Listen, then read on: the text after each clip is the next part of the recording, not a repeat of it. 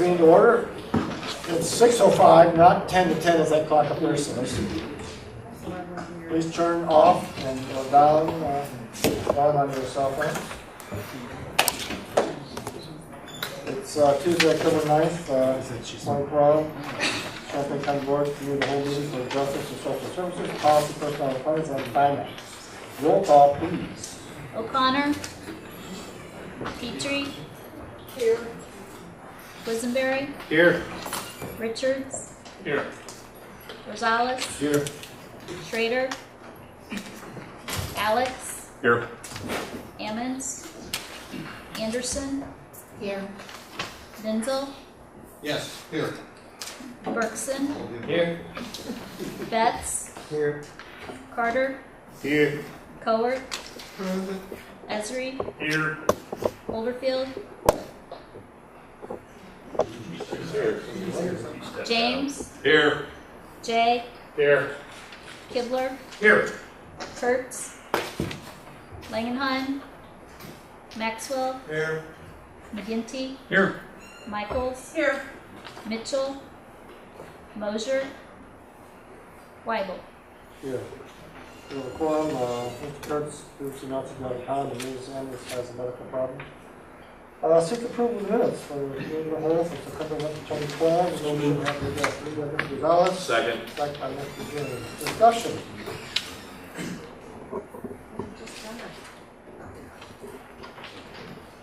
Any changes? All in favor? Aye. All opposed? Motion carries.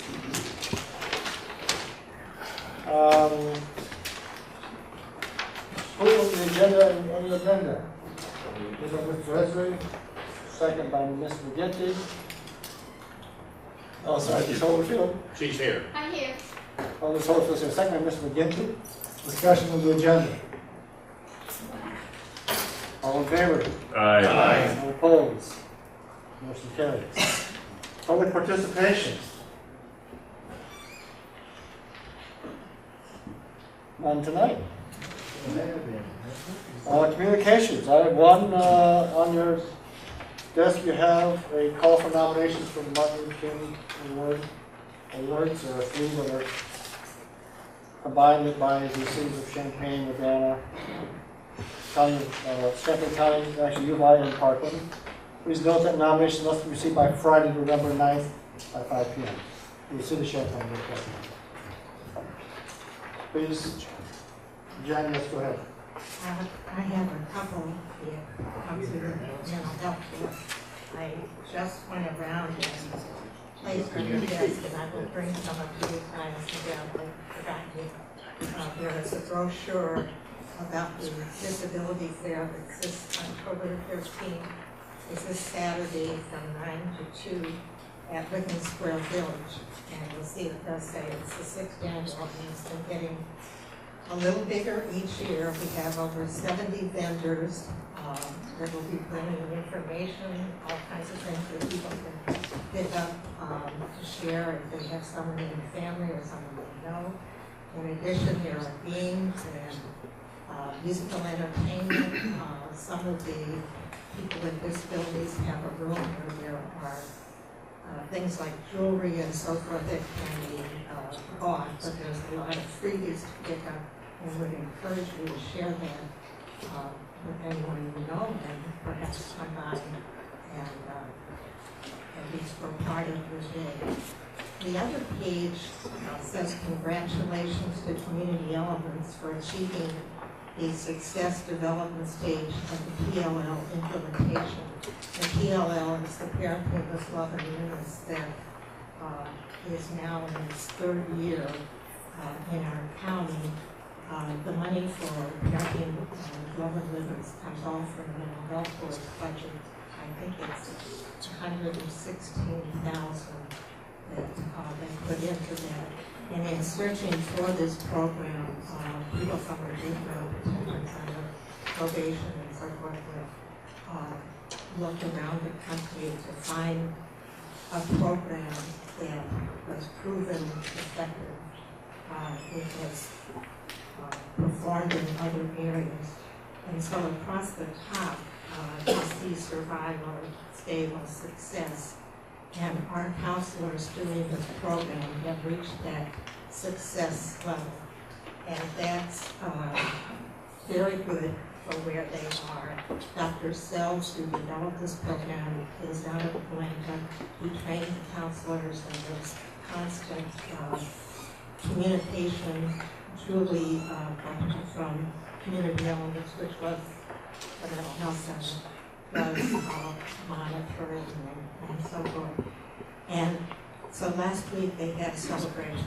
We saw Dr. Sells and other people on the video. I'm not sure what you thought. We had direct contact with them. It was at Community Elements.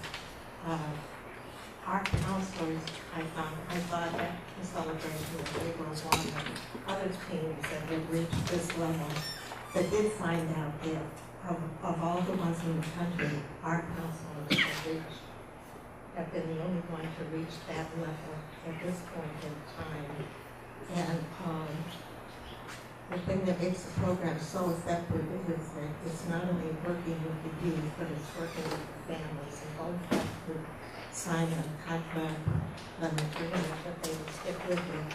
And I've got my paper at home, but I think it was 178 families that they worked with, maybe 120 last year that have successfully completed the program.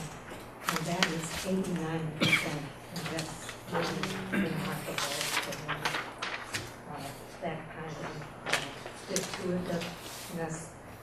So I wanted you to know about it, and the program will go on, and will continue to work with the youth in our detention center. The schools also refer, and we get referrals through RPC to that victims for escape from the executive school system, but restorative justice program with the youth. So I hope that you feel good about it as I do. Definitely.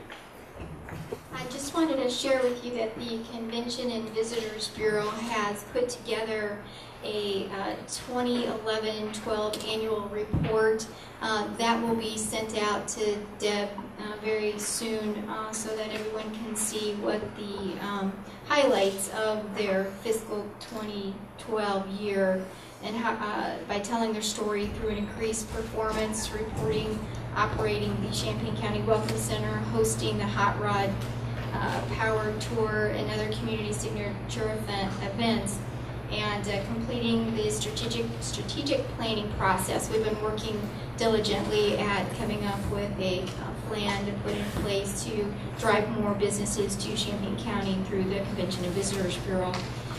And they continue to find every possible opportunity to market and sell Champaign County on a national and international level. So that report will be sent out for everyone's review and consideration.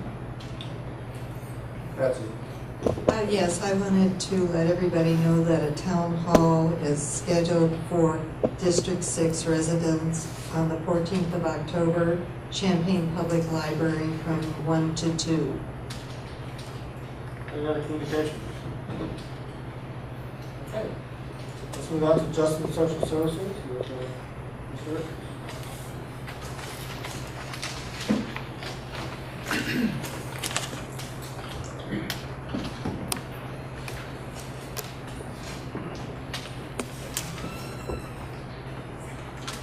Okay. Welcome, Justice and Social Services. This month we have the Champaign County Animal Control Annual Report, which annually is one of the agency reports of most interest to board members. So, Stephanie, everybody. Good evening.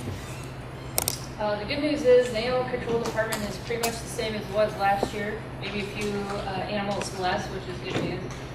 On the first slide is the dog cat registrations, and you can see comparative of 2008 through 2011. We're about the same number of animals registered each year.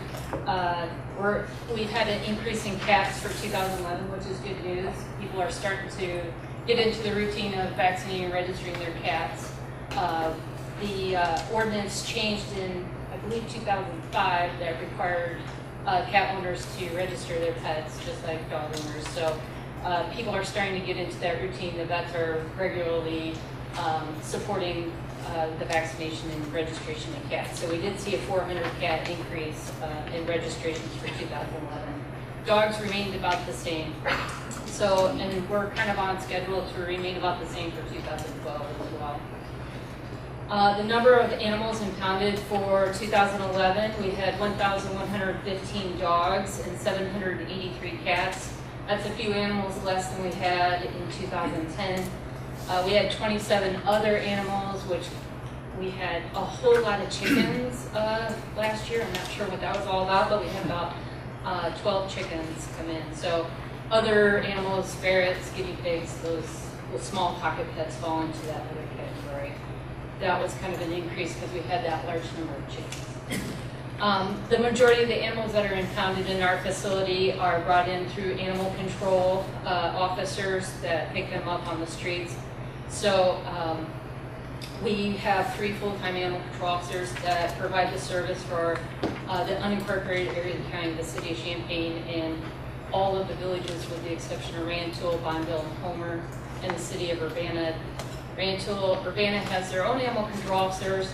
Their numbers are lumped into that 1,300. So all of those, that 1,394 animals, they were brought in by some form of animal control officer.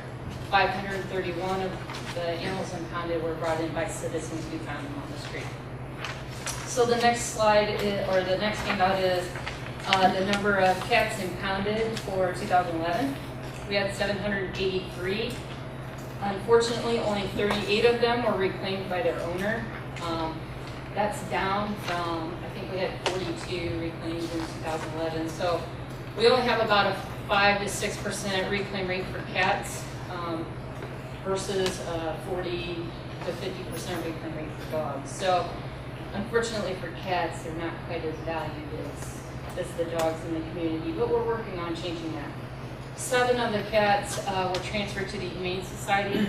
All 7 of those were animals that were originally adopted from them, and then they're returned to them when no one comes to claim them. 363 of the cats were transferred to Cattails, which is a feline rescue.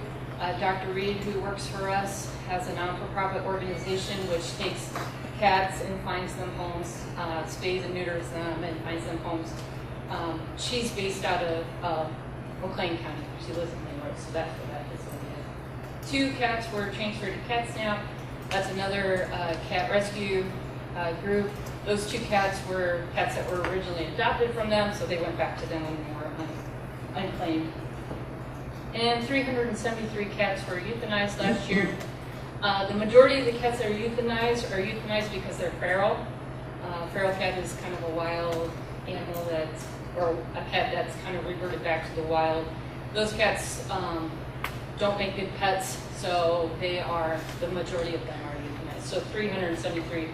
Some of those animals, other reasons they may be euthanized, they may not use their litter box, or they have significant behavioral issues, or their health. So those are the main 3 reasons that cats are euthanized. And our next page is the dogs impounded in the breakdown of the 1,115 dogs. We had a 39% reclaim rate for dogs. That's 435 of them were reclaimed by their owner. The majority of the dogs that are reclaimed by their owner are microchipped, which is a form of ID that's under the skin.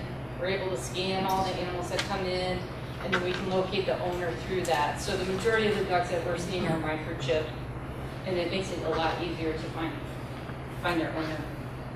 91 of the dogs were transferred to the Humane Society for adoption. They do take dogs for us because we don't provide adoption services, so they take the adoptable dogs. I try to reserve them for those dogs that don't have a specific breed rescue. Kind of general mutts, they're really good at finding them homes. And then we reserve the breed rescue for specific breeds. So if we have a Basenji, we contact Basenji Rescue. And as you can see, 90 dogs went to a breed rescue or breed specific rescue. 29 dogs were transferred to other facilities. So if a dog was originally adopted from Vermilion County, we do return that animal to the county in which it was adopted from or the facility. So that other is just kind of a catch-all for those other groups that aren't the Humane Society and aren't re-resting. 469 dogs were euthanized last year. I would say 90% of the dogs that are euthanized at animal control are euthanized for behavioral reasons. They didn't pass the behavior test to make it to the Humane Society. There is a health and behavior test that all the animals have to pass in order to be transferred out to other groups. The majority of these dogs did not pass the behavior part of it. A lot of them were aggressive towards other dogs. That's kind of our main problem. And we had one dog adopted, and that was a staff member adopted. The dog that came in, so we did have one adoption. And then our next page is the breakdown of where the dogs come from. And obviously the majority of the dogs come from the city of Champaign. That's our biggest customer. It's our most densely populated, so that makes sense. Followed closely by the unincorporated area of the county, so 289 of those dogs that were impounded came from the unincorporated area of the county. Urbana and Rantoul follow up the third and fourth spots there. And the same with cats. This year we had more cats come in from the unincorporated area of the county than the city of Champaign, but it was pretty close. I mean, it was a difference of 7. And again, Rantoul and Urbana follow up with 3 and 4. The next page is kind of a breakdown of the number of animals that are euthanized. And I did this so you can kind of compare that the numbers are about the same each year. We had a little slight increase in 2009, but we also had an increase in the number of animals that came in that year, so that kind of correlates. But you can see that the dogs are about the same, and we're down a little bit in cats, so that's good news for cats, right? And then our next page is where all the dogs are transferred to. You can see that our reclaim rate for dogs and cats is down a little bit, and that could be due to the economy. There's a lot of varying factors that are involved in that, but it hasn't changed a significant amount where I'm alarmed and need to investigate why we're not having so many animals reclaimed. But it's about the same each year. And then the next page is the number of dogs and cats that we alter at our facility. We do about 500 cats each year at a low cost. And then we do 62 dogs at low cost, and then 96 pit bulls at a $25 fee. We euthanize more pit bulls than any other breed of dog, and in 2008 I started a program where we were spaying and neutering pit bulls at no charge for citizens who live in Champaign. We received a grant from PetSmart to start this, and it's been a big success. I haven't really seen a decrease in the number of pit bulls yet, but I'm hoping over time that we do see kind of a decrease in the number of pit bulls being impounded and euthanized. Most of those dogs are the ones that aren't passing the behavior test. And our next page is the calls for service, and this is a breakdown I get from MetCAD. We are dispatched through MetCAD. The majority of our calls come from the city of Champaign, and that's where most of our service is provided, and then followed up by the unincorporated area of the county with 658 calls. We don't provide service to Bonneville, we never have, and we no longer provide service to the village of Homer, and the city of Urbana and the city of Champaign, or I'm sorry, the city of Rantoul and the city of Urbana have their own officers. So their numbers are kind of low because we only respond if their officer needs our assistance or their officer isn't there and we couldn't. Our next page is the 2011 Dangerous Vicious Dogs. The animal control officer or citizen of Champaign County can come to the animal control administrator with any evidence that they have that a dog is vicious or dangerous, and then based on the evidence provided to the administrator, the dog is either deemed dangerous or vicious. We had 4 investigations in 2011, and 3 dogs were declared dangerous that reside within Champaign County. The next page is the revenues, and then the following page is the expenditures. This year I did total everything up, and Nudo isn't here, so I'm really upset. But you can see that the majority of our revenue comes from licensing and contracts. We do receive some grant money, and we sold a van last year for $425. Probably where we're missing revenue is from the collection of fees and fines. Currently, if an animal control officer issues a citation for a violation in the unincorporated area of the county, it's difficult for us to collect that money unless the citizen comes and pays it. I do turn the unpaid citations over to the state's attorney's office.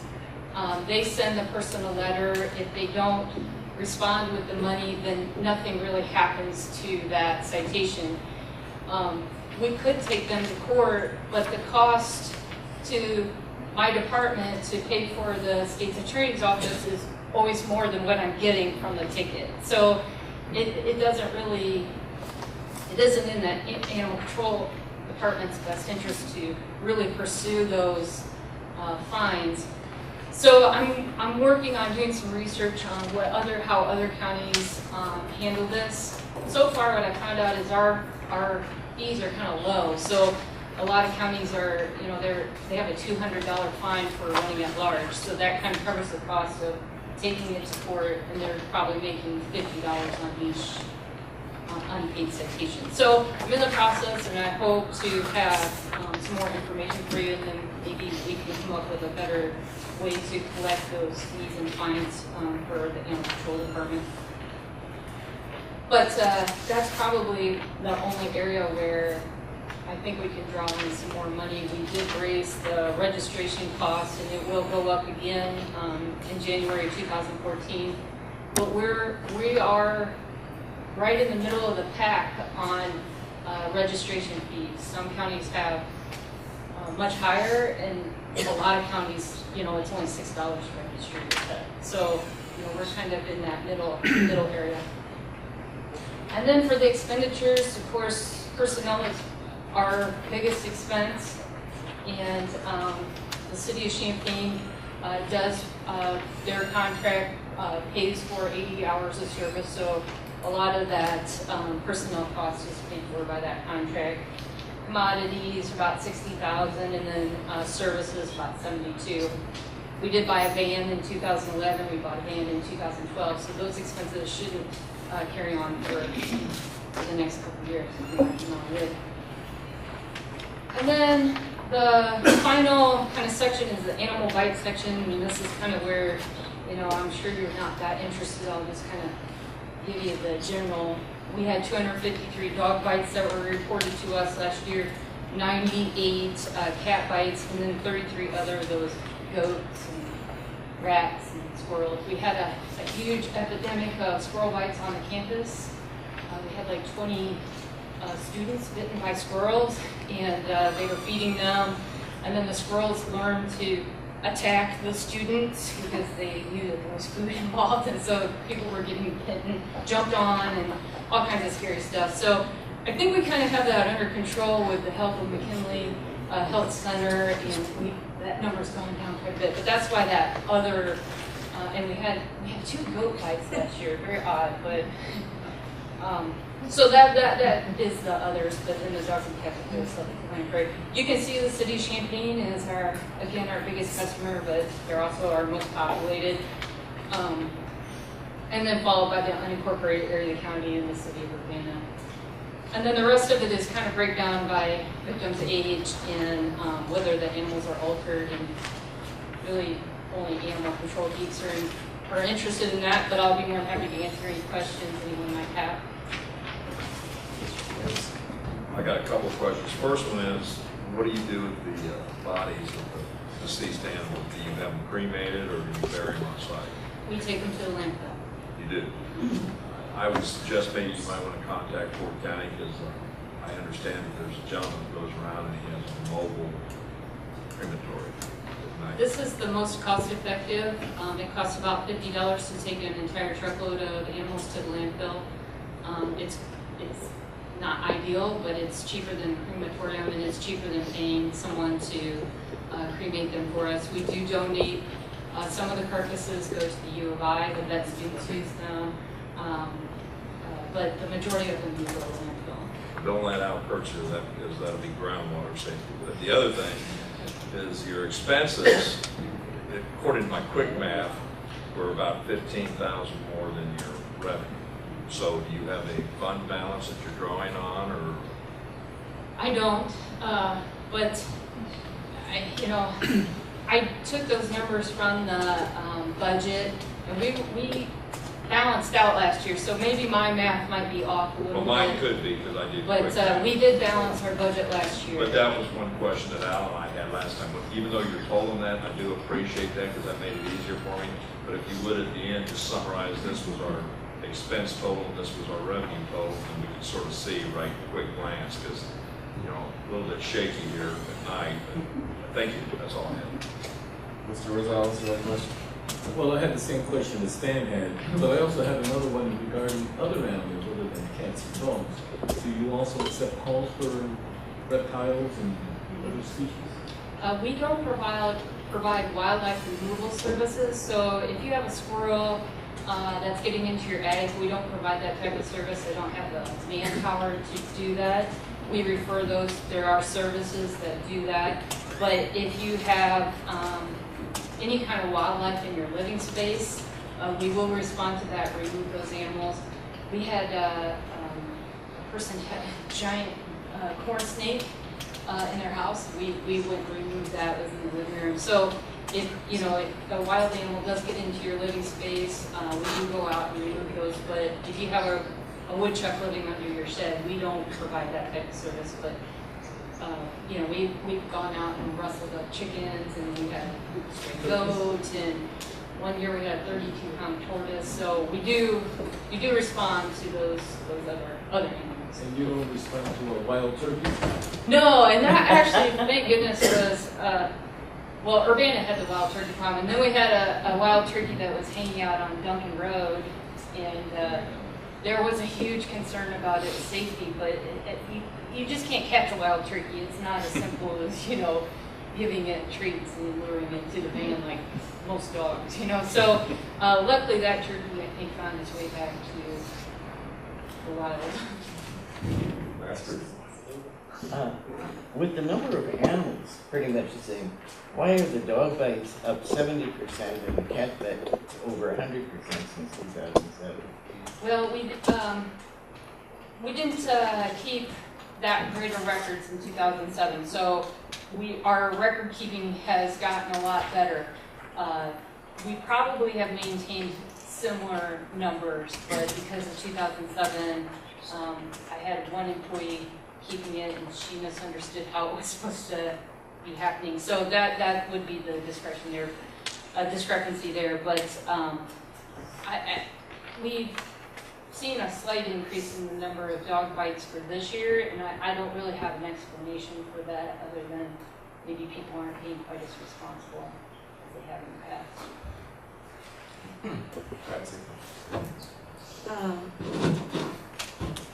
Do you know how much you lose from not being able to efficiently collect those fines that are given to people in the unincorporated area?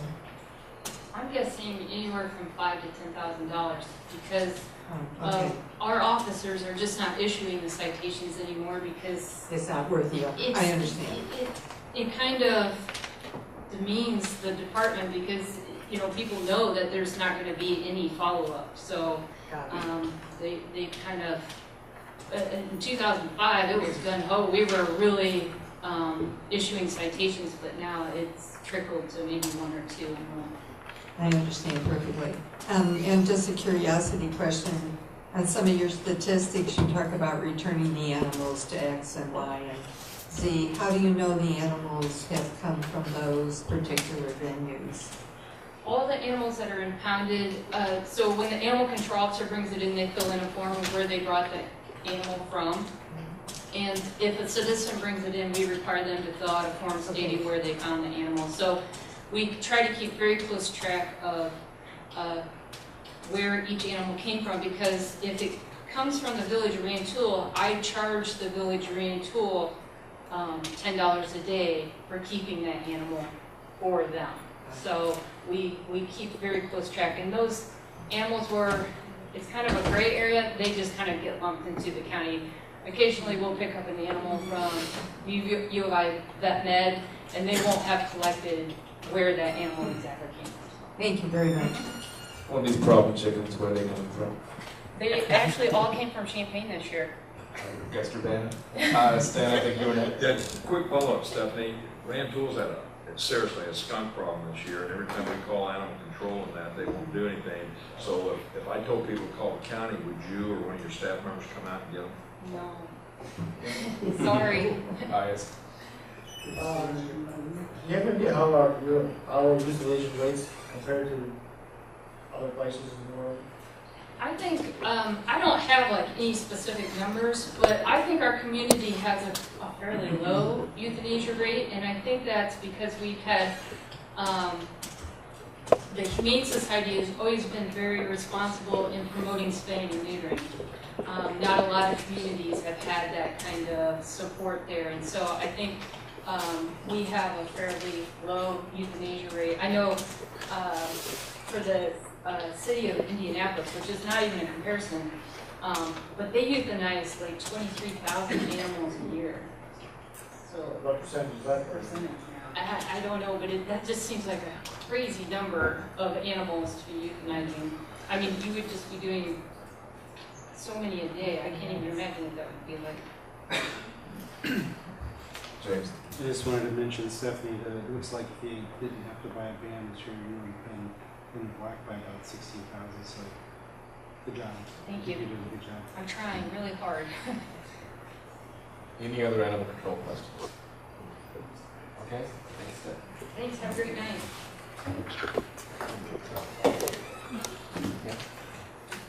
Anybody like to make a motion to the annual report on file? Second. Petrie and Covert. Any discussion on that? All in favor, say aye. Aye. All opposed?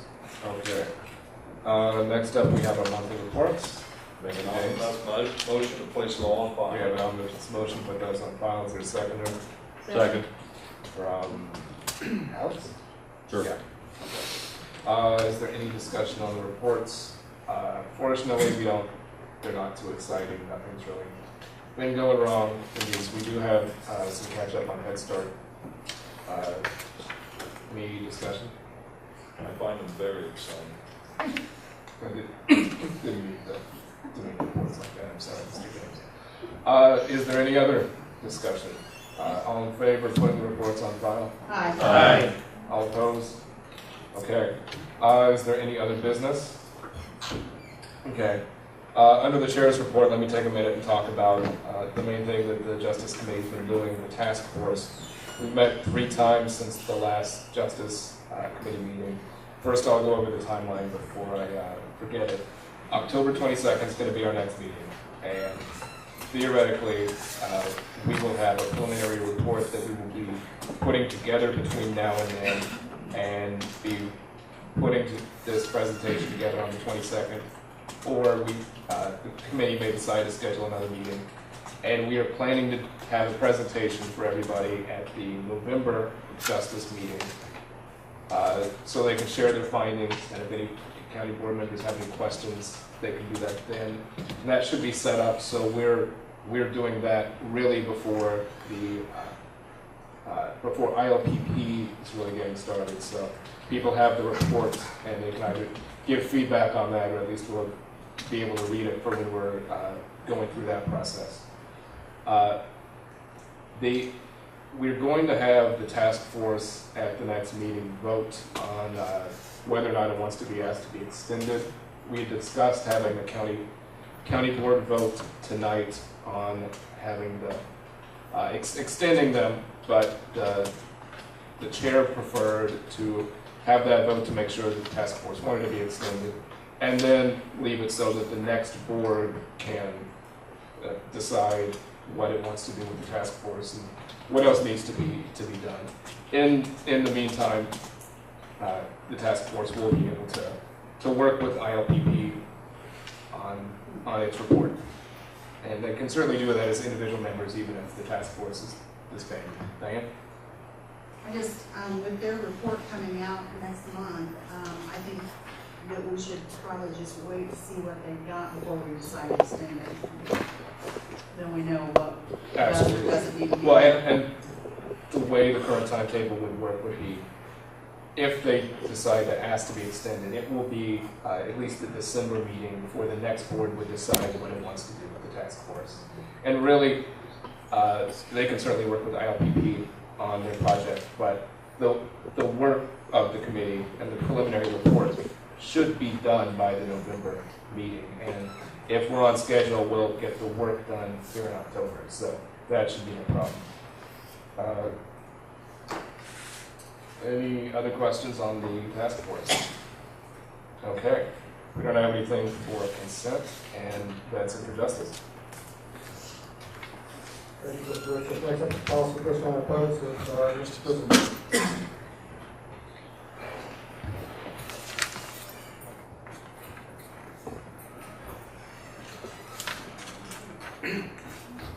Good evening.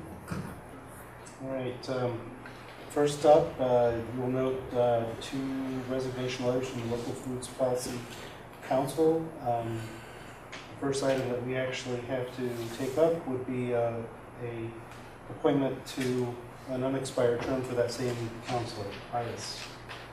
I nominate Maya Bauer for the unexpired term ending May 31st, 2014. This is the education department. I believe that was occupied by Ms. Whittle. Second. All right, it's been moved and seconded by Mr. McGinty. Any discussion? All those in favor say aye. Aye. Any opposed, same sign. Aye. Aye. Motion carried. Next item, you'll find in your attachment, in your packet, the report from the county clerk. I see the clerk here tonight, so I don't know if you can answer any questions, but are there any questions? Move to accept the place on file. Any second? Seconded by Lorraine. Any further discussion on the report? All those in favor say aye. Aye. Any opposed, same sign. Motion carried. The next thing is the report of the county administrator. The Administrative Services Monthly Report is in your packet for your information. If you have questions, I'd be happy to answer them. Any questions? Mr. Kibler. I'm just going to move the place on file. Second by Mr. Rosales. Further discussion or questions? Astrid. This Regional Planning Commission Fund. Microphone. The Regional Planning Commission Fund, it seems to have started out with $457,000. We're not on the budget right now. We're on the Administrative Services Policy Report. Sorry. Okay. All right. Seeing no further discussion, all those in favor of putting this on file say aye. Aye. Any opposed, same sign. Okay, next thing is an item regarding the 2013 insurance program for property liability and workers' compensation. This is the annual renewal for these insurance policies, and the explanation is in your packet for each of the renewals overall. We're looking at a 3.75 total premium increase for all these insurances. All right, any discussion or questions? Patsy? Yes, I'm interested in some understanding why the percentage increase for number 1 and number 2, it's just number 1 and number 2 is so high as related to the consumer price index.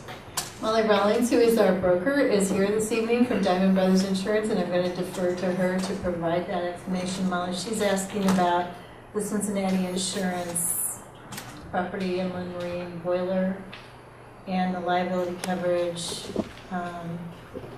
provided by ICRT. We have to do that. Which liability, or do you have the liabilities all lumped together? I'm sorry, I don't know.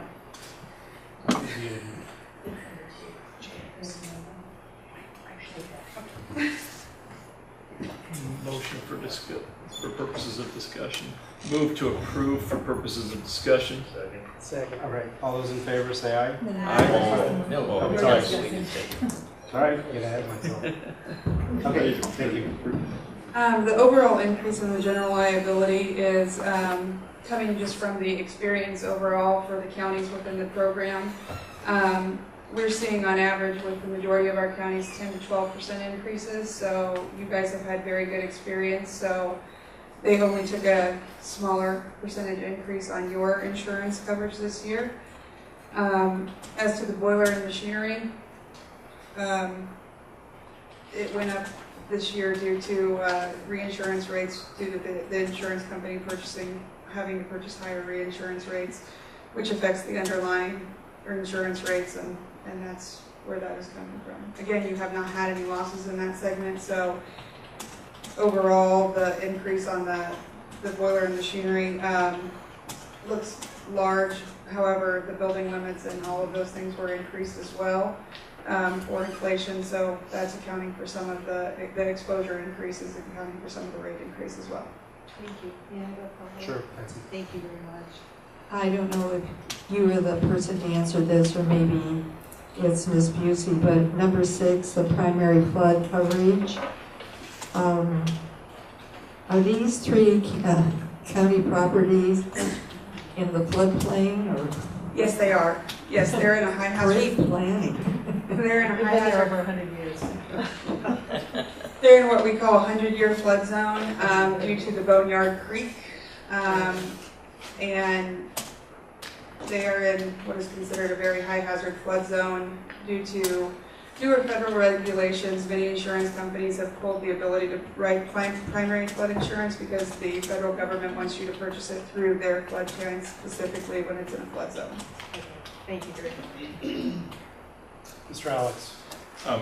Do you look at alternative carriers for the property and marine policy every year, or do you do that on an occasional basis? Yes, we do.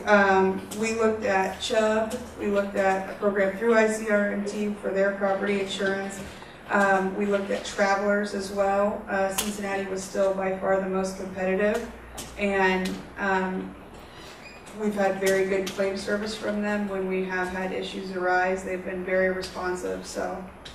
Okay, and are you aware of any efforts on the part of counties to form a pool type alternative to private coverage? I know at the sanitary district at one point we looked into participating in a pool plan with other sanitary districts in the state. It turned out not to be cost effective for us, but I'm wondering if the counties have looked at a similar. Yeah, ICRMT is actually a pool. Oh, that is a pool. Yes. Okay. And so that's the Illinois Counties acronyms, Risk Management Trust, yes. And so their property insurance rates were not nearly as competitive. So we have looked at it before, yes.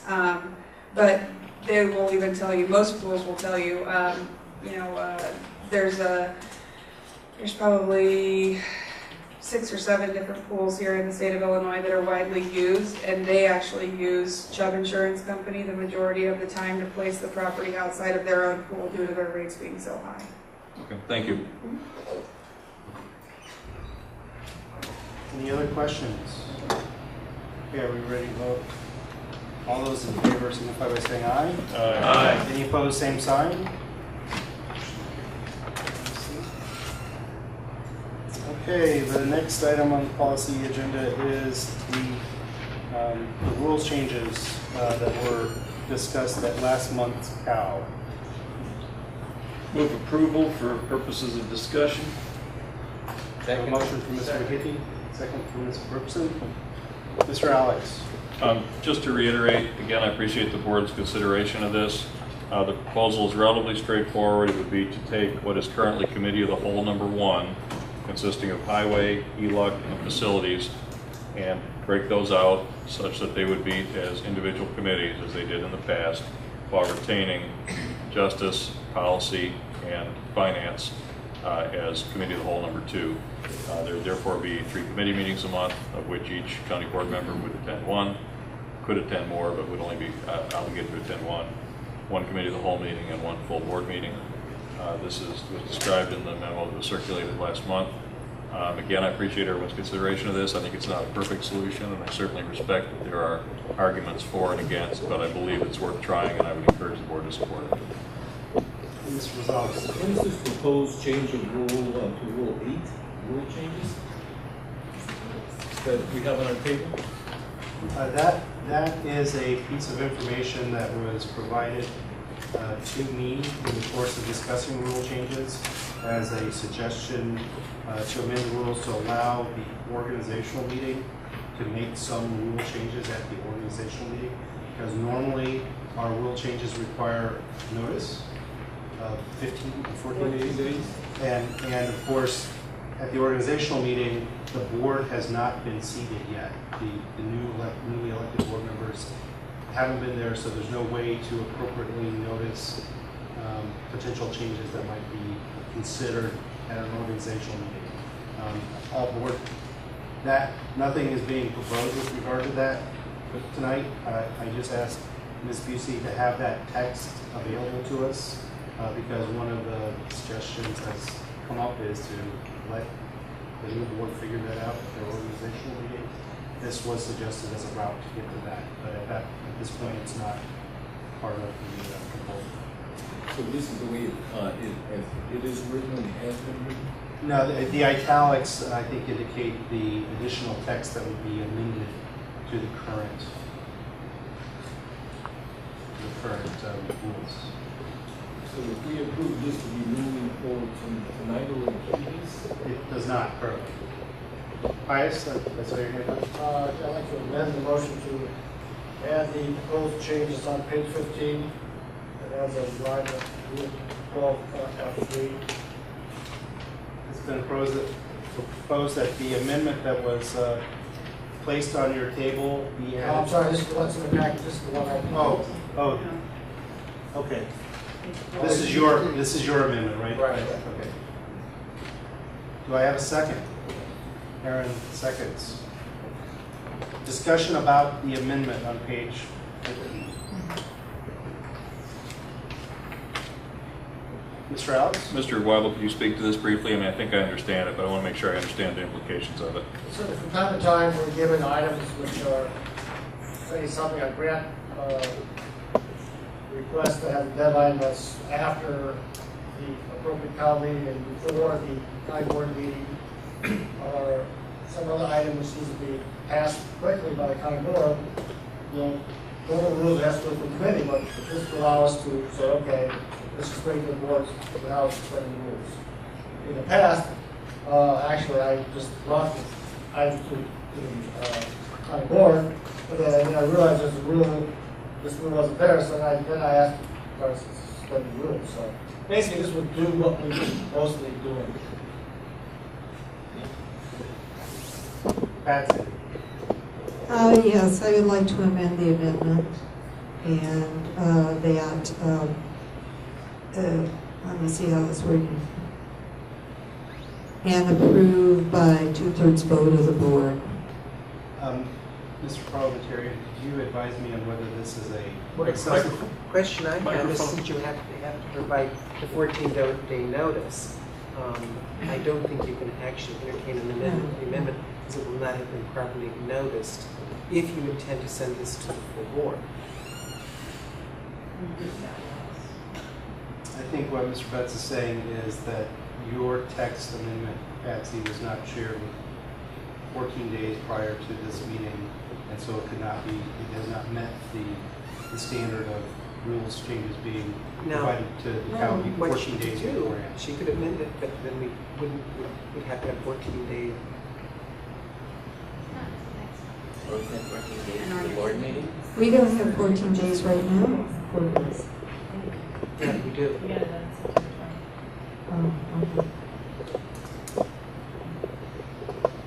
So Patsy, will you withdraw that amendment? Well, I have to technically. Yes. Okay, we're still discussing the amendment. Mr. Betts. substantively, the amendment, right now, our policy is to either ask for unanimous consent or a motion to suspend the rules to allow such a matter. This amendment dispenses with that particular requirement, which is why I think HATS wants that 2/3 vote, and I actually agree with her because I think it's awfully easy to last minute put items for final approval at a full board meeting, and I think that poses some realistic dangers in terms of full hearing on issues. All right, Mr. Carter, I had you next.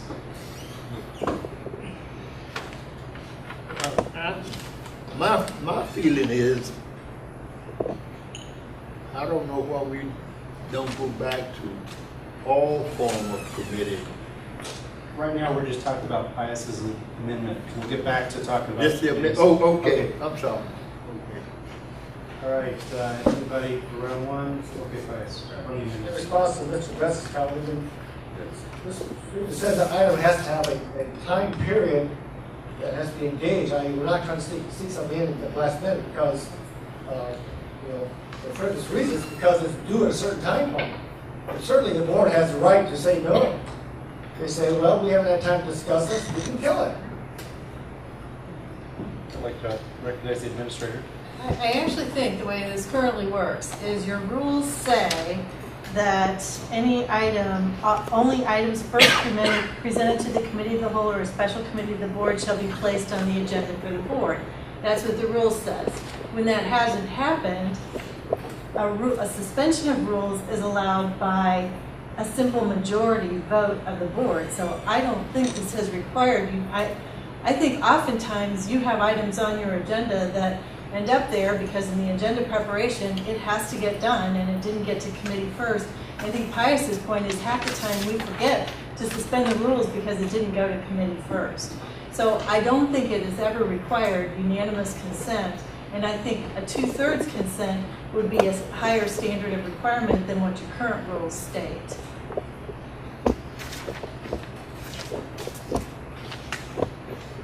All right, Pius. Certainly, I would point out, as no chair, I would say, and I have said that this did not go through committee. And I would assume that the next chair would say that too. In fact, we could actually put that in writing on the agenda, did not go through committee, so that you would know it. And of course, the reason is because there's a time reason that has to be done and completed. It has to have a vote. Otherwise, it's, it can't be done. Okay, Pius, you next. Okay,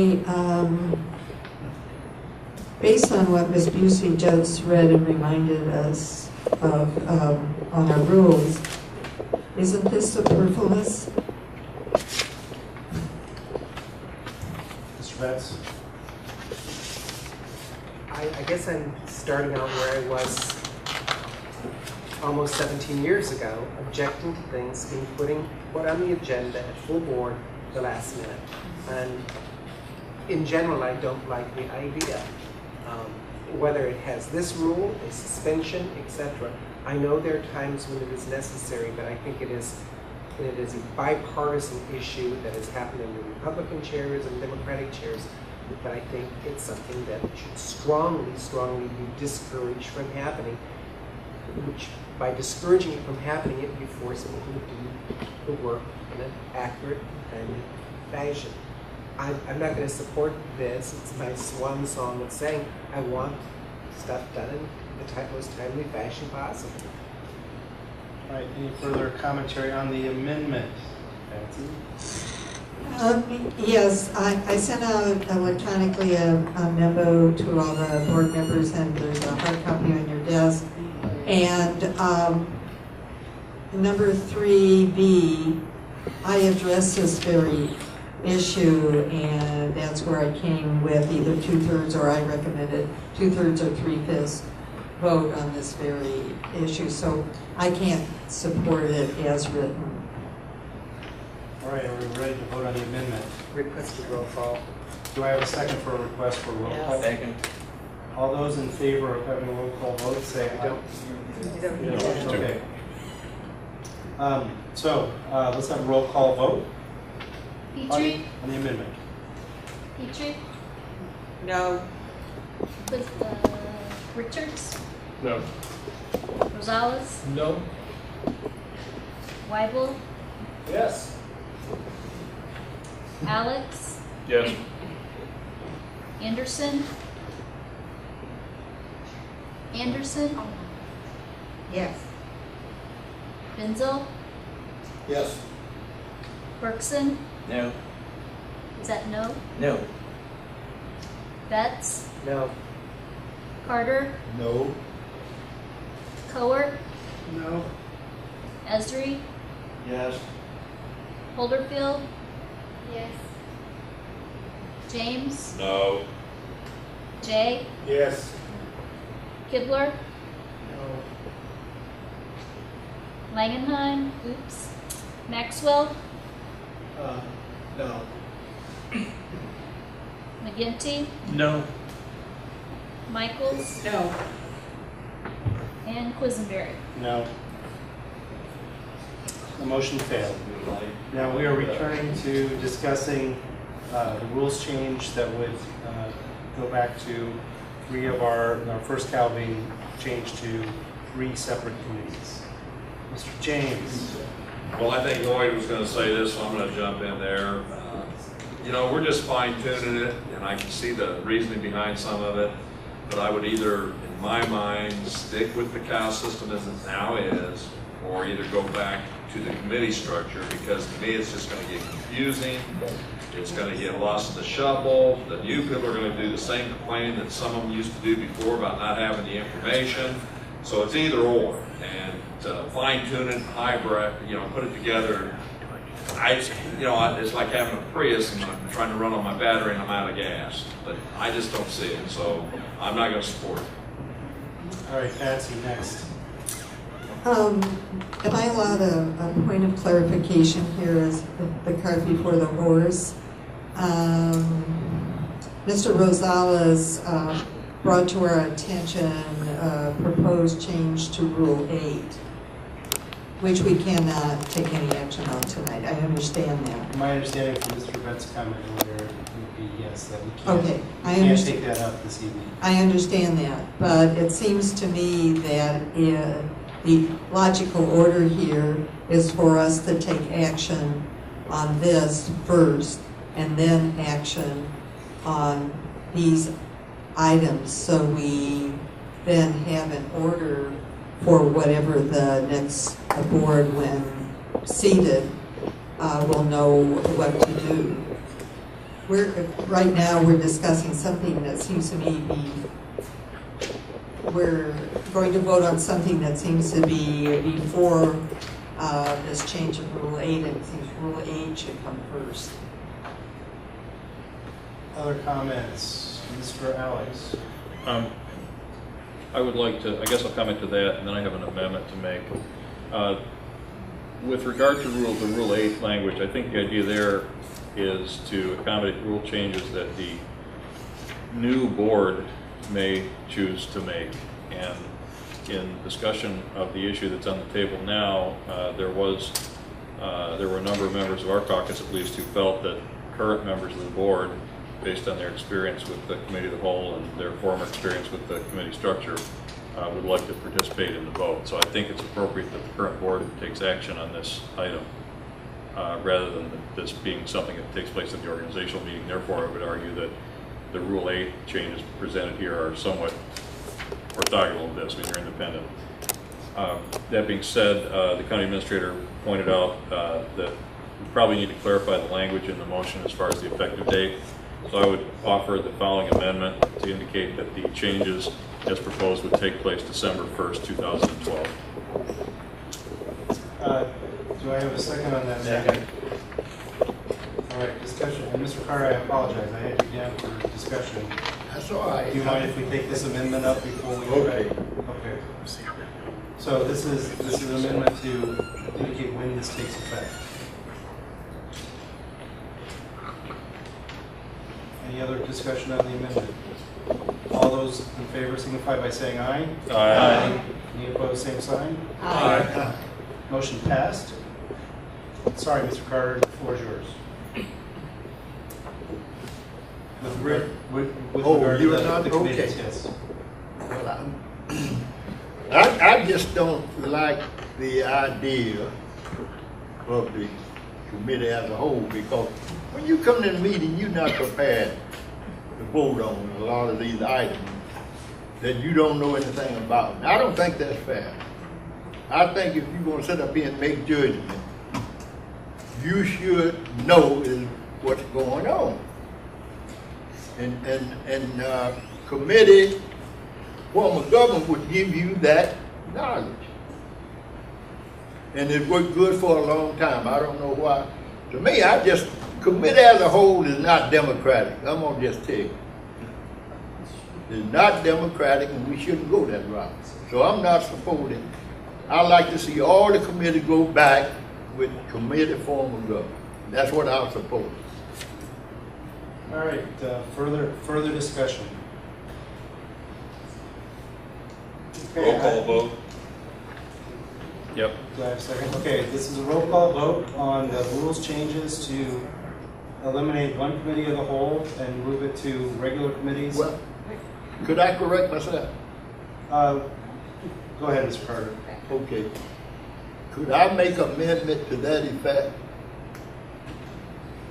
I think we've understood that if you're going to substantively change the proposal, in other words, if you're going to revert to 6 committees, that we have not had the appropriate time to take that up tonight. Well, Mr. Chairman, if it's done properly at first, we wouldn't be here. That's the problem. You see what I'm saying? We need to be more democratic about what we bring up to this board. And it wasn't. Mr. Carter, I'd like to point out that you've had these changes in front of you for now over more than a month. I know, and but you when could it have had the comes, opportunity to call or contact people who were working on this proposal. In fact, they invited you to, I invited you and Chris invited you to provide your feedback. And there would have been time to make those kinds of changes if you had reached out in that way. well, Mr. Chairman, this has been my suggestion all along. This is just nothing new. I've been against this from the get-go.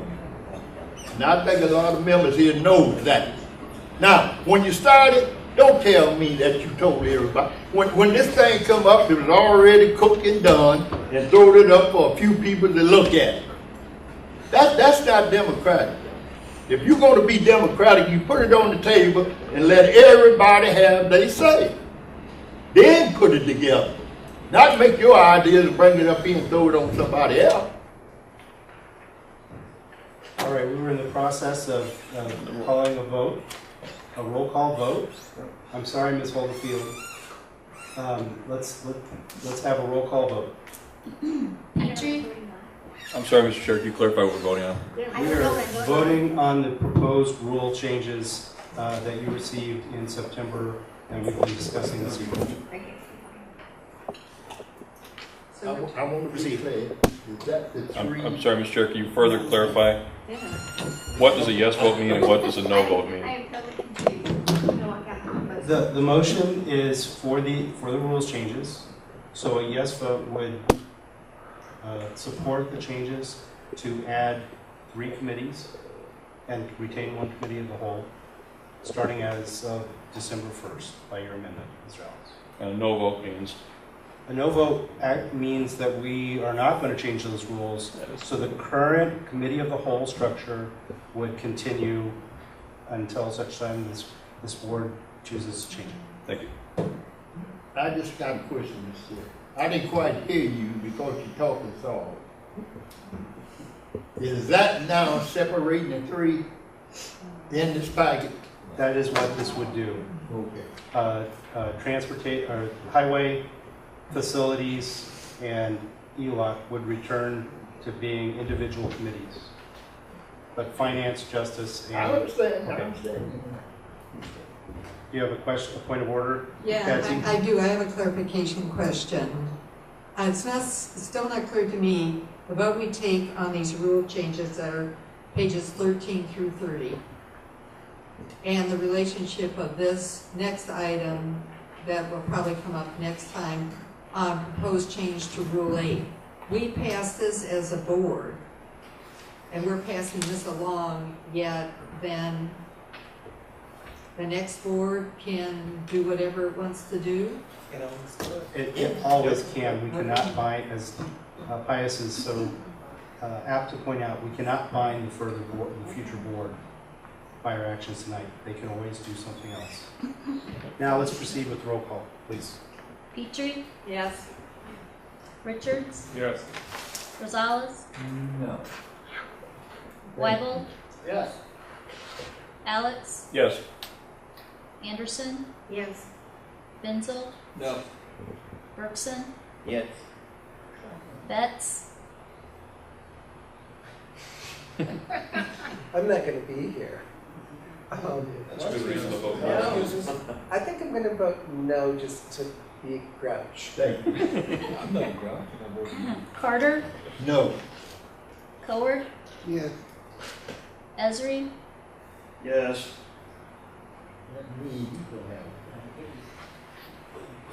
James, No. Jay, No. Kibler, Yes. Maxwell,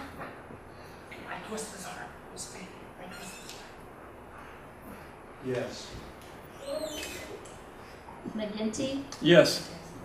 Michaels, No. Quisenberry. Yes. Motion passed.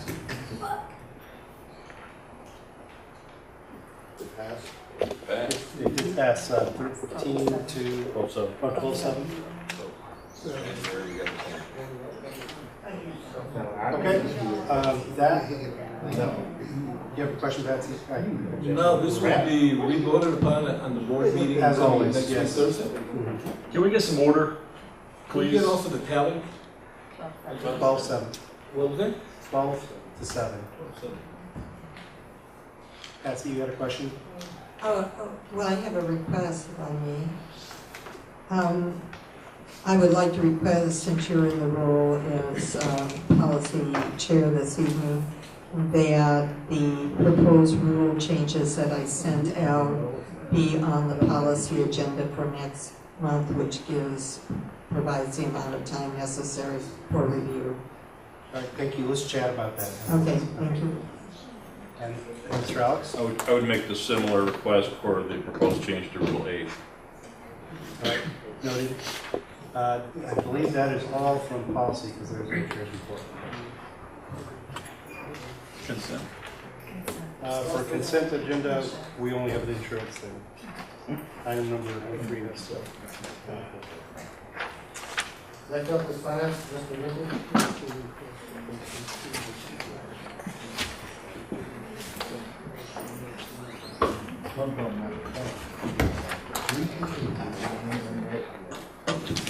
Getting back to business, please. Item number 1 from finance is the treasurer's report. Dan, thanks for staying. Always fun. My September monthly report's on my website. I did want to report to you today about one item on that report. That's the nursing homes tax anticipation warrant. As you know, this is the 4th year that we have borrowed for the nursing home in anticipation of real estate taxes coming in. So we borrow in December, and throughout the year when we make distributions of real estate, we pay that loan back. So in this particular case this year, on December the 22nd, 2011, we took out a loan and then we paid that back over time. Our last payment was on September 21st. Give you a little overall, starting in 2009, the nursing home borrowed $780,000. 2010 was $780,000. 2011, $856,000. And then 2012, the current year, they got a loan for $878,000. Now, the rate obviously are very low, but it's put on free. So just to let you know that over those 4 years, they paid a little over $32,000 in interest. So if you have any questions about tax anticipation warrant, we'd be glad to answer that. Stan? How many years, I mean, can this go on indefinitely that they go out with these tax anticipation warrants? Sure.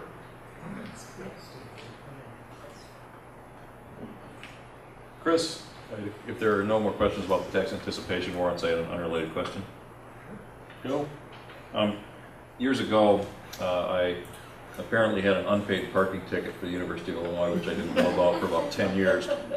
And one year I was surprised to find that the state, this was back in the days when I actually got a state income tax refund, the state actually figured out to take $40 out of my income tax refund because of the debt that I, unbeknownst to me, owed the University of Illinois. And I had mixed feelings. I mean, on the one hand, I was upset that I was out $40, but on the other hand, I was somewhat pleasantly surprised that the state of Illinois was organized enough to figure that out. Hearing the Animal Control Director talking earlier about uncollectible debts owed the county, do we have the option of tacking that onto some other obligation which is easier to collect? You know, it's a good question. It's an interesting question. A lot of people say, well, can't we put a special assessment of some type, but the cities will call it. They want to do a lighting project, or they do these different ideas they want to put on the tax bill. Well, the law only allows you to put on the tax bill something that's based on assessed value. So if a chicken died, we're not going to have As a taxpayer, I guess I'm glad to hear that, but as a county board member, it's frustrating. Thank you. It comes up from time to time. I will tell you, on real estate taxes, we stand tonight at 98.16% collected. The last day to collect is going to be October 25th, with the tax sale October 26th. Tomorrow we'll be mailing out delinquent notices by certified mail. Unfortunately, it's a very expensive process. About 2,500 of those are going to go out. And starting tomorrow through the 15th, we publish names in the newspaper, all these things based on what we're required to do by law to notify people if their taxes are unpaid. So 98.16, very good. We're about a week ahead of time as far as what we were last year, about 8 days ahead. And as I said, our normal collection percentage at the end of the year will be about 99.96. Bias? The list that you're sending out, the newspaper, is that about normal size? You know, I never look at it from a number standpoint. I look at it from a dollar standpoint. It costs us around $3,000 to $4,000 to publish it. We have 7 different newspapers. You say you don't know if the number of people on is a larger number or a smaller number. You know, it's not, I agree with you that it should be something like that. You'd be shocked at how different newspapers determine what a column width is. And I mean, the number of people who are actually on the list. Yeah, I mean, I don't ever look at that. Okay. Yeah. But how much is Patsy, can you use your microphone and ask for? Sorry. Thank you. You're welcome. How much is left over is owed? You give us a percentage, but what's the amount? I think that's what he may have been asking. To give you an idea, when we go to the tax sale, we're probably going to sell taxes in the range of $2 to $2.5 million. And we're collecting about $285 million. Other questions for Dan? Jeff? Just curious, you mentioned it was on your report. Try to open it up. Is there a lot more gory details that I can go into on the report, or is it in your brain and you can pick your brain out? Either way, but I hope that my report is something that you can. I won't ask you for the page number, but if you just generally reference it, I'll shoot you an email for that. We have about 9 different reports, and they're telling you what your balances are in each of your different funds. All kinds of things, I hope. And any report that you'd like from me to provide, I'd be glad to do that too. So I'd ask that my report be accepted, placed on file, please.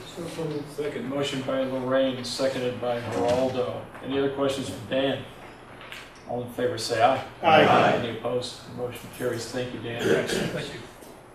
Is the auditor here? Chris? All right, just checking. Is there a motion to accept and place the report on file? No move. By Aaron, seconded by Lloyd. Any questions? Nobody to answer. All in favor say aye. Aye. Any opposed to that motion carries. Next up are amendments and transfers. First thing is a transfer, 12-14 for $60,000. This is needed to pay for the Brookings building projects as noted on page 39. Is there a motion for approval? So moved. By Tom, seconded by Lloyd. Discussion. Chris and then Michael. Ms. Busey, can we get a detail on what projects are covered by this? Is this only for the Shields Room, or are there other projects in here as well?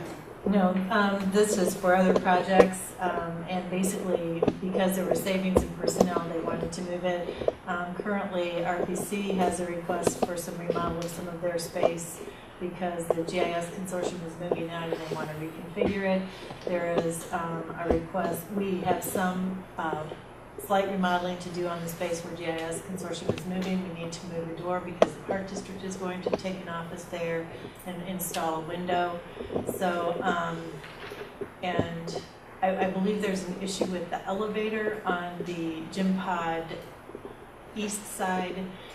It was vandalized by some school kids about a month ago, and it's going to have a hefty price tag for us to repair it. So those are just at least 3 of the things that I'm aware of that I know that they can now get done because this money is available in this year's budget. Thank you. Michael? Chris kind of covered my question, but brought up another. So this is for those projects you said this is not for the room remodel. Caucus 2000, this was Now, I believe that we are going to be able to manage the cost of the room remodel within the budget that we originally talked with you about. We will have a report for you on that, though, as we probably in November, as we are able to finalize everything. We're still waiting for some information about the actual sound room installation here, because it had to involve some architectural and engineering assistance as well. Thank you. Other questions? All in favor say aye. Aye. Any opposed? Motion carries. Item number 2 is an amendment 12-56 for $22.95. This is pursuant to the agreement by the Justice Systems Governing Board, the position of the general project manager eligible for health insurance. Is there a motion for approval? So moved. By Stephanie, second by Patsy. Discussion. All in favor say aye. Aye. Any opposed? Motion carries. Item number 3 is an amendment 12-57 for $173. This increase in revenue for the Victim Advocacy Program Director being So approved. moved. By motion by Stan for approval. Is there a second? I didn't hear a second. Patsy? Discussion. All in favor say aye. Aye. Any opposed? Motion carries. Item number 4 is an amendment 12-58 for $23.87. This is stipend paid to the state, by the state to county officials for the coroner. Is there a motion for approval? By John Jay. Is there a second? By Aaron. Discussion. All in favor say aye. Aye. Any opposed? That motion carries. The 5th item is an amendment 12-59 for $16,000.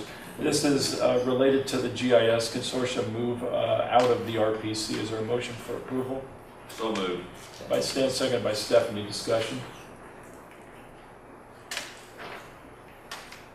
All in favor say aye. Aye. Any opposed? Motion carries. Next up is from the amendment. I'm sorry, the addendum. Thank you. This is an amendment 12-60 out of the State's Attorney's Office for $35.40. And this is an amendment necessary to cover moving expenses. Is there a motion for approval? So moved. Anybody? By John Jay, seconded by Aaron. Is there discussion? All in favor say aye. Aye. Any opposed? That motion carries. Next up is out of the Sheriff's Office, approval of the New World Systems Maintenance Contract. Is there a motion for approval? So moved. By Chris, seconded by Ron. Discussion? All in favor say aye. Aye. Any opposed?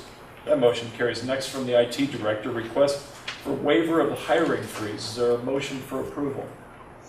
By Stephanie, seconded by Jan. Discussion? Diane? I have a question. What was his thought process behind that? Did There's a we put retirement. somebody in there that,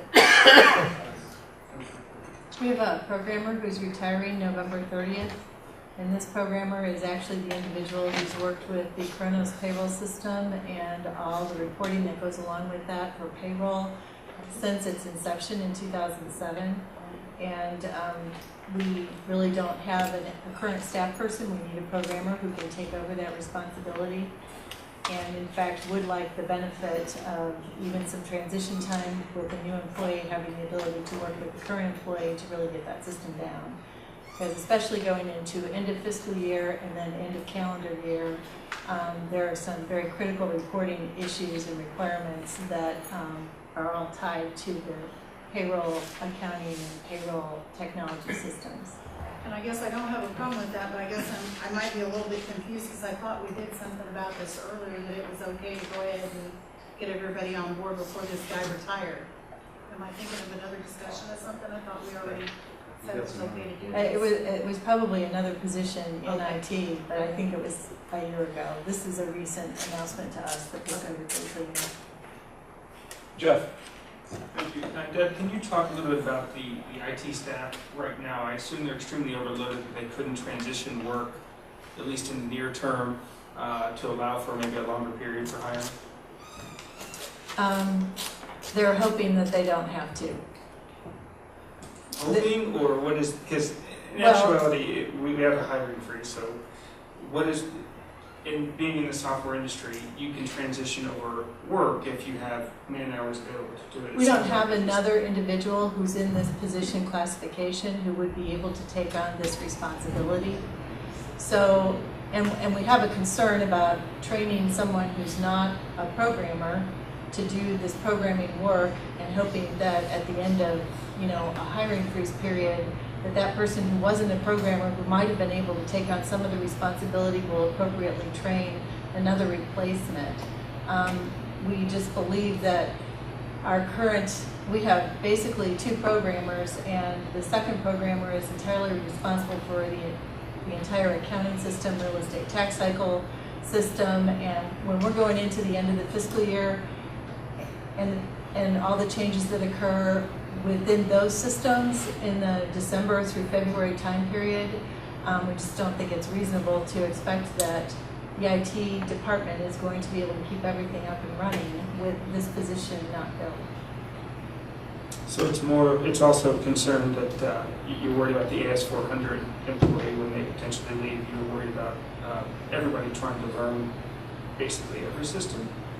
Because what I thought you were saying was this particular programmer and the amount of staff that we have available to it, you're worried that in the event that someone else may leave in the future, specifically the AS400 individual or programmer that does all the auditing software, that it can become an extreme crunch for our IT staff?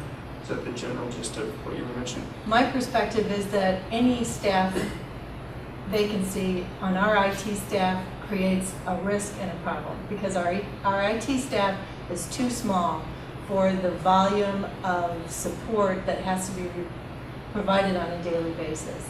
And particularly with the programming positions, to have a vacancy in one of those positions creates big risks, in my opinion, and in the IT director's opinions, in terms of how do we manage those day-to-day operations without someone in those positions. Thank you. Quiz?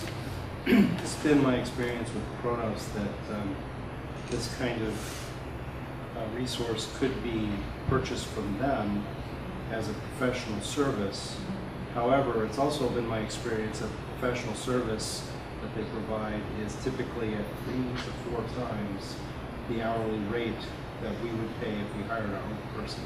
So there are other ways to approach this, but they're extremely expensive. The Kronos system itself is not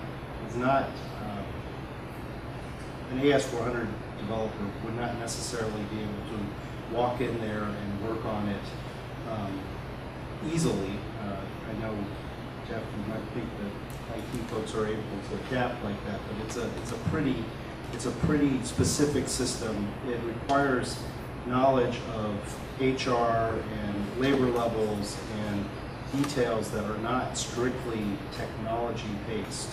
So it's not an easy transition to put somebody in there, and I would intend to support this for that reason. Well, while we're losing all the lawyers next board, we've got IT pretty well covered. In pretty good shape. Patsy? I understand the importance of an overlap time, but what will that be an additional cost to the county? We will manage it within the budget that is established for the department. What else? All in favor say aye. Aye. Any opposed? That motion carries. Next up is County Administrator Deb. The first item is the budget projection report. And I have to give the auditor's office kudos because this monthly was actually ready earlier than it normally is this month, even with their staffing issues. So it was actually included with your packet. Basically, this report is looking very consistent with where it has been. At this point in time, overall revenues look like they'll come in at 99% of projected budget. We continue to see the shortfall in state reimbursement, but the sales tax revenues are fairly close to being on target. The other shortfall is in general government, which are the fees. And again, that's typically in the criminal justice system where those fees are coming in at less than what was originally budgeted. On the expenditure side, we are still underspending in personnel, and I imagine we will end the fiscal year that way since we have only 2 months left. However, that number was much larger last month. If you will recall, the sheriff brought you a pretty major transfer last month where he's transferring $200,000 from personnel. So where it used to say we would save that, that's gone, and that $200,000 is now down and been added to capital, where we are assured we will spend it because he is purchasing vehicles which he so badly needs. In all other areas, services, commodities, it looks like we may be under budgeted on postage and maybe under budgeted on some of the other commodities, but it will balance out, I believe, in the end. Right now, services looks like they will be underspent. So our total anticipated expenditure right now is that we'll spend about 98% of the budget, which brings the projection to looking like we could end this fiscal year revenue positive to the tune of about $390,000, $400,000. Again, this is a projection, but this places us in a fairly good position. Even if we don't end the fiscal year revenue positive, we will still end the fiscal year with a 12.7% fund balance without subtracting out the nursing home loan, 11.7% after subtracting that out. But based on our projection, we should end the year with about a 13.26% fund balance after subtracting out the nursing home loan, which is ahead of our fund balance goal, which is good news. And then the budget change report is on the next page for your information. Questions for Deb? Obviously, one of the very key performance indicators is that fund balance. And this is as good as it's been in a while. It has improved over the last 3 years. It was at 5% at the end of 2009. So. Very dangerous. Questions?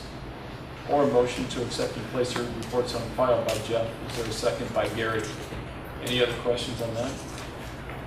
Are we on this fund overview yet? I'm sorry? It's fund overview. Not yet. Well, we get there. Okay. All in favor say aye. Aye. Any opposed? Motion carries. Please continue. Okay, my next request is for an amendment to the schedule of authorized positions for the physical plant and administrative services departments. I'm sure you recall we've done a couple of other changes over the last couple of years. This is the last one that I see could exist. Previously, we had taken a microfilm manager and converted that to a supervisor for the physical plant department. We took a buyer from administrative services and converted that to an additional IT help desk support technician position.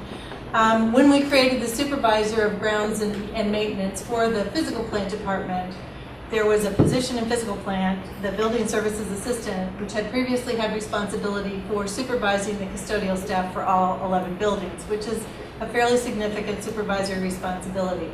That responsibility transitioned away from the building services assistant to the supervisor of grounds and maintenance. So that was a reduction in responsibility for the building services assistant. Other things that have been done by this position are more in line with an administrative assistant position in administrative services. In fact, the individual who currently holds this position is Renee. You see her at the committee of the whole first meeting because she takes the minutes for that meeting and prepares the agenda for that meeting. She also has continued to maintain overseeing and taking care of the physical plant budget. My idea and goal is that we have several departments which can benefit from shared administrative assistants. And what I'm asking for here is that we eliminate the building services assistant from the physical plant budget and add one administrative assistant to the administrative services budget, which is really not a change because that's kind of what's happening right now. But that administrative assistant would maintain responsibility for the physical plant, payment of requisitions and bills and billings, all of that kind of thing, any other kinds of clerical support that is required for the facilities director or the supervisor of grounds and maintenance. But with that, we also have maintained, without adding clerical positions to the IT division, our administrative assistants provide clerical support for the IT division. And with the GIS consortium moving out of RPC, I expect that our administrative assistants will provide that same level of support for the GIS consortium as well as for the new VAC program. So we are providing that level of support to to entities within county government who report directly to you or who have meetings that have to be staffed, agendas that have to be posted, who have budgets that have to be maintained in terms of processing payments, requisitions, and things like that. So that's what this request is. It's actually a reduction overall because the administrative assistant position is a lower classified position than the building services assistant position. Is there a motion for approval by John? Second. Seconded by Stan. Discussion? Chris? Deb, Mr. Reinhardt's not here tonight, but I assume he's okay with this? Yes. Thank you. Anybody else? All in favor say aye. Aye. Any opposed? That motion carries. Okay, and then following along, the individual whose job we just changed, the building services assistant, who's now an administrative assistant, has actually announced that she is leaving at the end of December. And I am asking for a waiver of the hiring freeze for that position as well. I cannot imagine, I think it would be very difficult for administrative services to provide the support to all the committees, to all the departments, and to everything we do with only two employees. So I'm requesting, and again, this individual, Renee, has been with the county for over 20 years. She has a lot of institutional knowledge that I would like her to have the ability to also transition to a new hire who would be in that position to replace her. And there is a lot of transitioning that will need to take place. Is there a motion for approval by Ron, seconded by John? Discussion? All in favor say aye. Aye. Any opposed? Motion carries. Item number 5. Okay, this is the maintenance agreement for JANO, which is the Integrated Justice Systems Technology Software System. And we have had 3-year maintenance agreements in the past. However, the majority of this contract is paid out of the Courts Automation Fund, which is co-controlled by the circuit clerk and by the presiding judge. And so we requested an only 1-year maintenance agreement renewal at this time because we believe the new circuit clerk may have some new ideas about how to handle and manage some of these issues, particularly with modules that may be available that maybe they want to purchase and implement. So it seemed better to us at this point to only do a 1-year renewal agreement. So that's what you have before you. It's for a 3% increase for 1 year. Is there a motion for approval? So by Gary, seconded by Aaron. Discussion? Jeff, then Patsy. Deb, what is the standard 3-year renewal price? How much are we losing by not going with the 3-year rate? Well, his proposal for 3-year was 4% in the first year, freeze in the second year, and 3.25% in the third year. So really nothing? No. There's really no difference? I don't think so. Patsy? I understand you're thinking about a 1-year contract. That leads me to the question, is there the possibility of just extending the present contract for sufficient months until the new circuit clerk is in place? We talked about doing that, but JANO Justice Systems requires the annual payment up front, and they weren't willing to, negotiate on that, so it wouldn't work. Thank you. Quiz? Can anybody make an estimate on how fully we're currently utilizing the system that we paid for as opposed to potential other modules we by? Has it been completely implemented by the offices that have been running?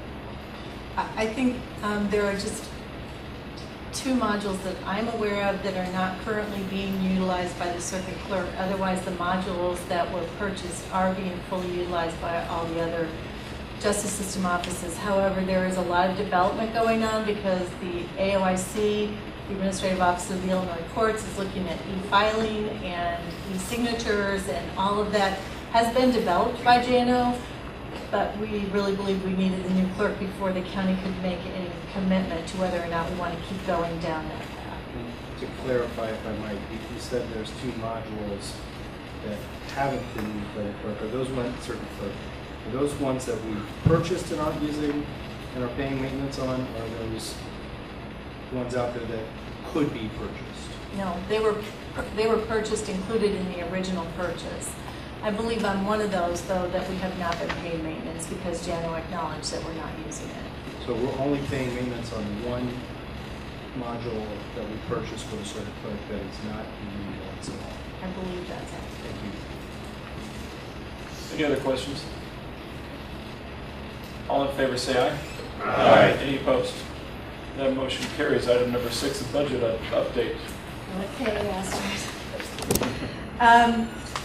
RBC was, because of the fact that they took over a rather major program that they didn't take over until October 1st, has been entering budget numbers all the way up until late last week. So I don't have everything completely done, but it will be by the time the board meeting this month for you to receive and place on file all documents related to the budget, and you will have the budget and brief document at that time. But what I could provide for you tonight is an overview. So this is all funds, the 3-year overview of their beginning balances, their revenues, expenditures, and ending balances. And Mr. James, for your question earlier this evening for Ms. Jose, it's on page 2, the Animal Control Fund. You'll see the totals there based on the accounting system. Thanks for the comment. Yeah. So this, and the page that has color gives you an overview, which you have not yet seen, of what is the total budget for Champaign County for 2013. And the total budget in revenue is, you will see in the far right column, $115,309,628, and total expenditure budget, $116,688,614, which is about a 1.38 revenue to expenditure shortfall, which will be completely explained in the documentation that you receive with the full budget. Chris, I'm sorry, Deb, where were you just talking about? This color. The page I'm not looking at? That's the summary of all funds. Thank you. Astrid. Microphone, please. The Regional Planning Commission for 2011, I do not understand. They start with 450,000. They take in more than they spend, and they end up with 165,000. Oh, that's a really good question. It's a highway department type.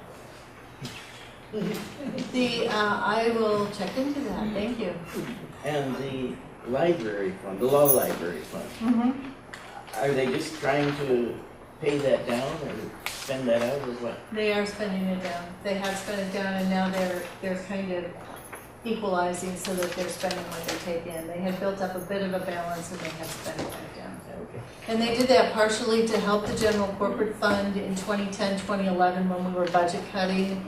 They took on some responsibility for paying for some Westlaw on behalf of some of the general corporate departments just to help out. Thank you. I'm impressed that nobody blamed the other party when it came to funding that. That's real good. Patsy. I noticed that the Access Initiative has a negative ending balance. Does that just have to do with the flow of the grant monies coming into them? Yes, almost anywhere in the special revenue funds where you see a negative, that's the cash situation. flow. Yeah. Other questions, Chris? Deb, since Al Kurtz isn't here, this is a minor issue, but I'm curious, the status of the help desk at the courthouse. I know at one point some of the money for that was being cobbled together out of the law library fund. Are you aware, or any of my fellow board members aware how that's currently being funded? What the status of that is? I don't know. Tom, do you have any idea? All right, thanks. Dig into that. Other questions? Okay, anything else there? Thank you so much. Is there any other business for finance? There is no chair's report. The items for consent are everything, C1 through 6, D1, E1, F3, 4, and 5, and that is it from finance. Thank you. Thank you, Mr. Ginty. We have one more item under other business. Seek approval of the September 11, 2012 committee of the whole closed session minutes. So moved. Moved by Mr. James, second by Mr. Ezra. All in favor? Aye. All opposed? Motion carries. Okay, we're done.